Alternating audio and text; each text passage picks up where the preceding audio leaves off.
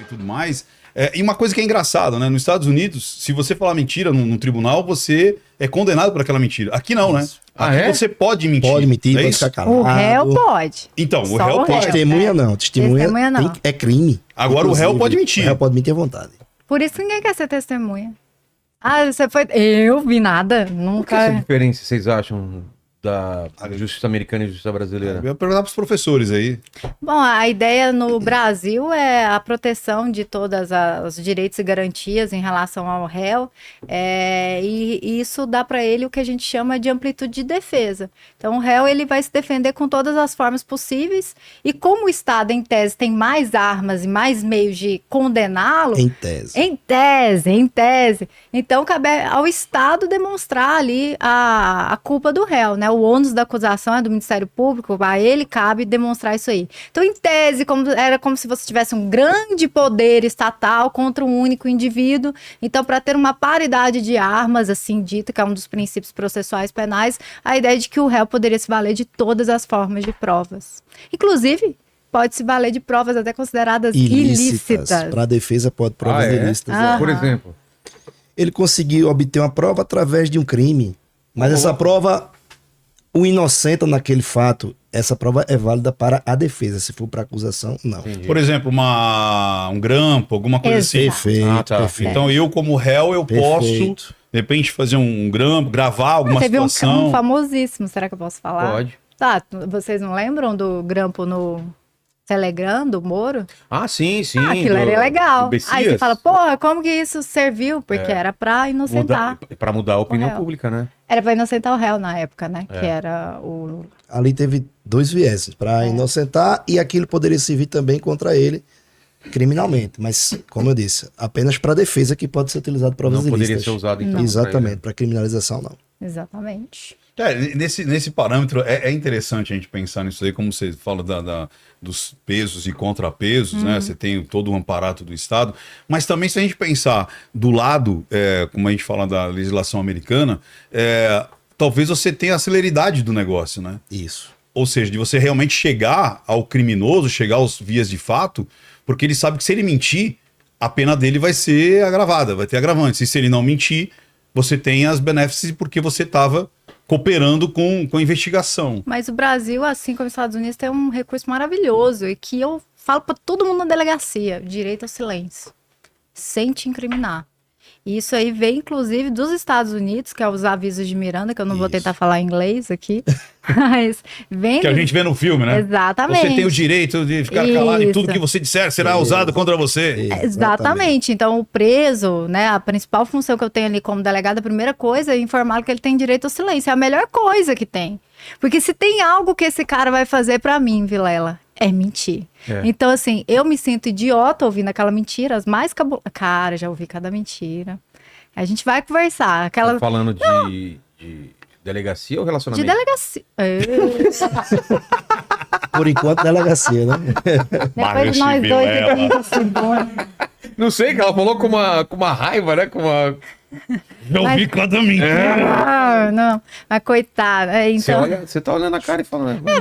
Eu falo assim, e eu sou essa carinha, né, menina, né, ali na delegacia, eu falo assim, você tá mentindo pra mim, às vezes, né, quando termina, você tá mentindo pra mim pela minha carinha, é porque eu sou menina? Aí ele, não, tô mentindo pra senhora não. Eu falei, imagina, eu tenho a filmagem ali, ó, imagina, não tá mentindo não. Então, se tem algo que eu sempre oriento, é o direito ao silêncio, porque ele não pode te prejudicar em nada. Ele não serve como confissão, não serve como presunção de culpa, não serve pra nada. Silêncio, o que ele falou? Nada. Isso é o que, inclusive, muita gente fica com raiva naquelas CPIs, né? Os caras chegam lá, não vou falar. Nada a declarar. Aí a lei ainda foi e mudou, porque era tão ridículo o negócio que veio uma lei de abuso de autoridade que fala que você prosseguir com o interrogatório dele quando ele fez direito ao silêncio é crime. Então ele falou, vou ficar em silêncio? Acabou. Não posso continuar. E aí piorou. Porque nas investigações, muitas vezes o indivíduo não quer falar, né? E a gente ia provocando. Com perguntas estratégicas. E tinha uma hora que ele, não, isso aí eu não fiz não. Aí começava. Entendi. Agora nem isso pode. Nem isso eu consignava no interrogatório. Porque perguntado sobre isso, não falou. Que perguntado sobre isso, não falou. Começou a falar.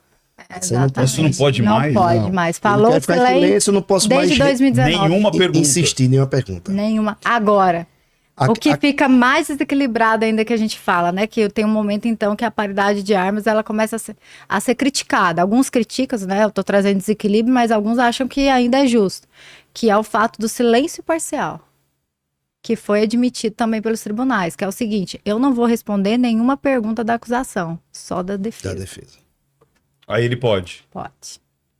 Mas não tem aquele lance tem uma curiosidade tem o lance do delegado bom e delegado ruim? Ou do policial bom e policial ruim? Tem, isso aí tem. Que o cara Cativa chegou e fala mais, assim, tal. rapaz, é melhor você falar, Outro senão você lá, vai responder. é. Você vai pegar BO que não é teu. Tem, Rola isso? rola. E o tirocínio existe de verdade? Existe muito, né? O que é o tirocínio? Vários viés a gente pode indicar o tirocínio. Você está numa determinada localidade, você já conhece o perfil de pessoas que praticam determinado tipo de delito.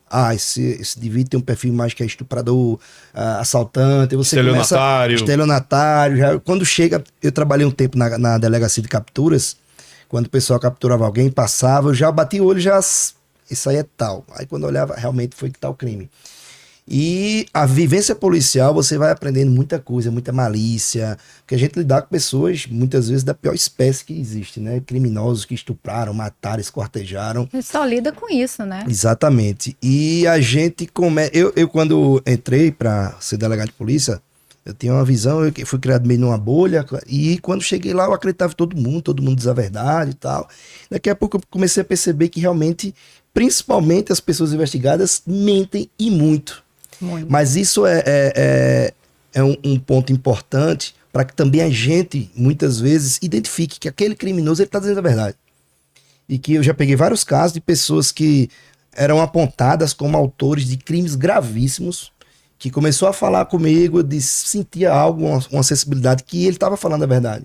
E eu investiguei melhor e realmente descobri que aqueles indivíduos inicialmente apontados como autores de um crime não eram, Não é. em verdade. Você vê, são sutis, né? Eu acho que o Ricardo, ele sabe muito bem do que a gente está falando. É uma sutil, a forma de falar, a forma de que a pessoa está apresentando o fato para você. E isso é muito comum para você perceber se ele realmente está falando a verdade, se ele é o autor daquele crime ou se não. E também o que acontece muito em delegacia é o cara pensar que, olha, eu não fiz isso aqui, eu fiz isso aqui que na cabeça dele não é crime, às vezes era pior, sabe? Assim, já aconteceu várias vezes também. Esse B.O., né? Eu não vou comer nada Esse aqui disso. não, eu fiz só isso aqui. Eu não Mas dá um exemplo, o Vilela, o tirocínio é o quê? É aquela experiência do policial de... Cara, ele tá andando até no meio da situação, e ele bate o olho e fala, cara, esse tá nervoso. É linguagem silenciosa Isso. na prática ali.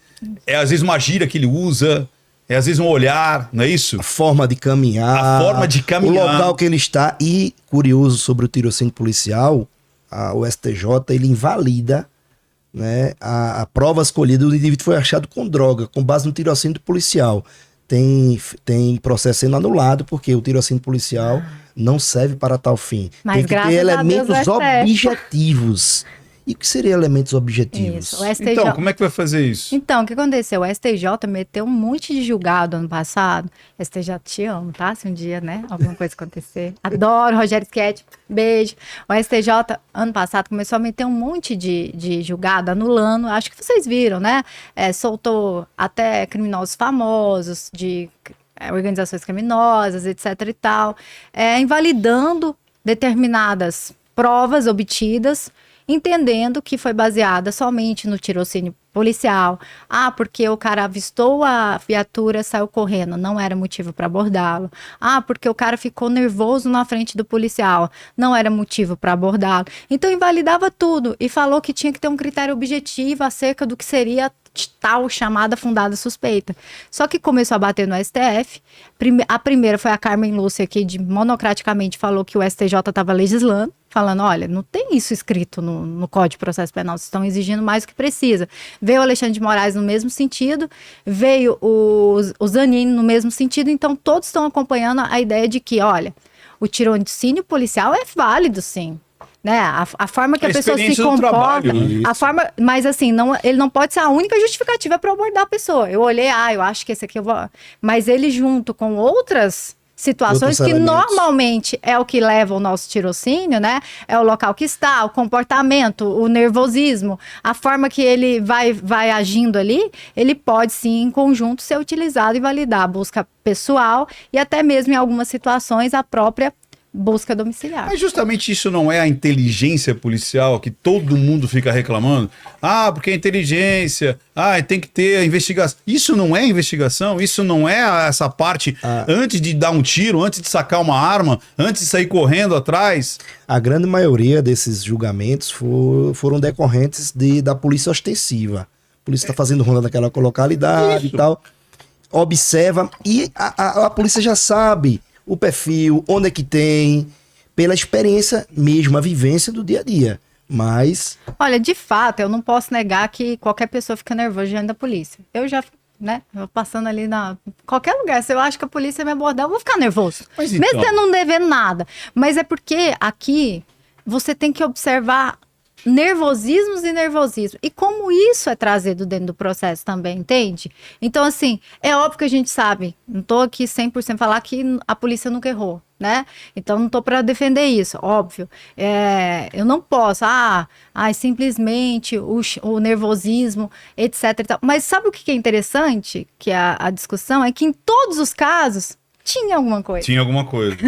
Em todos os casos, né? Então, assim, é lógico que eu sou uma pessoa até que todo mundo sabe que eu sou extremamente garantista. Eu realmente acho que a gente tem que saber ponderar as coisas. Então, nem tanto para onde o STJ estava indo, tá? E nem tanto também para a lambança, porque uma hora eu posso ser vítima de uma lambança. Então, é o equilíbrio. Misturar todas essas situações. Então, assim, você começa até a ter entendimento do STF permitindo a busca pessoal pela denúncia anônima, que não era zero permitido. Sabe? Hoje já é. Hoje começa a ter, né? É tão engraçado que as pessoas falam tanto, faça denúncia anônima, seu nome... Mas eu não posso embasar uma prova policial, uma cautelar, um pedido de busca e apreensão com base em uma denúncia anônima. Não posso. Eu não vejo... qual o problema de ser abordado? Eu já fui abordado várias vezes e eu agradeço ao policial que abordou. Né? Uma vez eu estava, inclusive, em São Paulo, armado, aí o policial passou, olhou assim, viu um volume, na mesma hora voltou, abordou, tal, aí eu me identifiquei, tranquilo, fui super educado. Ou seja, eu podia ser uma pessoa que lá na frente ia praticar um latrocínio, teria sido evitado. Uma vez eu estava na praia, voltando com minhas filhas, tá em Porto, a gente tá conversando sobre isso. Aí o policial abordou o vidro do carro atrás da escura, viu a criança, tá, ele pode baixar o vidro pra olhar, posso, sem problema nenhum. Tem alguma coisa na mala, começou a desconfiar. Eu podia ser um sequestrador que estivesse levando criança. Seria evitado aquilo ali, então não tenho vaidade, problema nenhum de ser abordado. Ao contrário, se a polícia deixar de abordar, vai acontecer muito mais crimes. A gente teve decisões assim tão polêmicas. Você tem ideia, teve uma decisão, escuta essa, Rogério, que o policial viu o cara embalando a droga pela janela. Entrou dentro da casa. Não podia. Porque ele não tinha mandato pra... Pô, ele falou, mas eu vi! Eu vi. Cara. O cheiro da Da droga. Esse aí Cheiro da droga. não podia entrar. Com base Já no teve cheiro da anulação, droga. cão farejador. O cão farejador... Não, tinha que justificar por que o cão farejador... Exatamente. Por que o cão farejador cheirou a droga? Indicou onde tinha droga. Aí entraram na casa, tinha um monte de droga. Não, pode não. Pode Cão não. farejador não pode não. Então chegou Outros assim, elementos. chegou em decisões que realmente extrapolavam a possibilidade da polícia agir. Então chegou assim um momento que até eu falei, cara, a gente só vai prender Completamente engessada. em situações que você tiver uma investigação longa, comprida, morosa, que você vai pedindo um monte de cautelar para chegar em X pessoas, porque flagrante estava quase que praticamente inviabilizado. Inexistente. E você pedir representar pelo mandado de busca domiciliar, muitas vezes chega a demorar quase um ano. Já 6 era. meses. O cara já empacotou, já vendeu. Agora, uma coisa a gente Tráfico de precisa arma, drogas deixar... tá ali, passa pouco tempo para ser distribuído. Então, ou é naquele momento, Ou já era. ou já é. Agora, uma coisa a gente precisa deixar claro: todas essas decisões, todas, envolviam drogas. Quando eram situações que envolviam armas, estupros, nos mesmos sentidos, não eram invalidadas. Você vê como Perfeita que- colocação.